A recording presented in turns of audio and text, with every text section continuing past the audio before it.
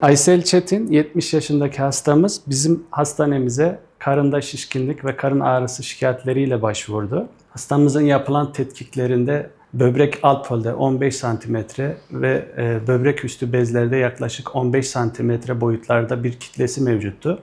Bu kitle hem pankreasa hem de dalağa yayılmış durumdaydı. Üroloji doktorumuz Muhammed Çiçek Bey ve gastroenteroloji cerrahımız Mehmet Hocam başarılı bir ameliyatla bu kitleyi çevre dokularla beraber çıkardılar. Yaklaşık 2 kilo 200 gram ağırlığında bir kitle çıkarıldı. Hastamız şu an ameliyat sonrası 4. haftasında gayet sağlıklı. Postoperatif dönemde herhangi bir sıkıntı yaşanmadı. Şu anda hastamızın patoloji sonucunu bekliyoruz. Sonucundan sonra tedavisini planlayacağız hastamızın. Biz hastamızın şikayetiyle Malatya'ya geldik. Malatya Eğitim ve Araştırma Hastanesi'ne geldik. Muayene olduk. Araştırdılar, film, röntgen her şey istediler. Biz de çektik. Sonuçlara baktılar. Dediler tümörü çok büyük. Biz bunu ameliyat edeceğiz.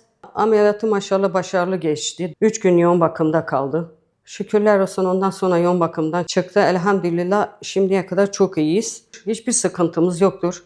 Hastamız iyiye giriyor çok şükür. Allah onlardan razı olsun. Çok iyi ilgilendiler, çok iyi baktılar. Bir doktorumuz da gördük. Doktorumuz da dedi Muhammed Çiçek. Muhammed güzel. Bize ameliyat ettiler. Ben onlarla çok razıyım. Ümmet-i Muhammed hepsine razıyım. Doktorumuz da razıyım. Çok iyi bana baktılar. Şimdi ben de durumumuz iyi gidiyor inşallah.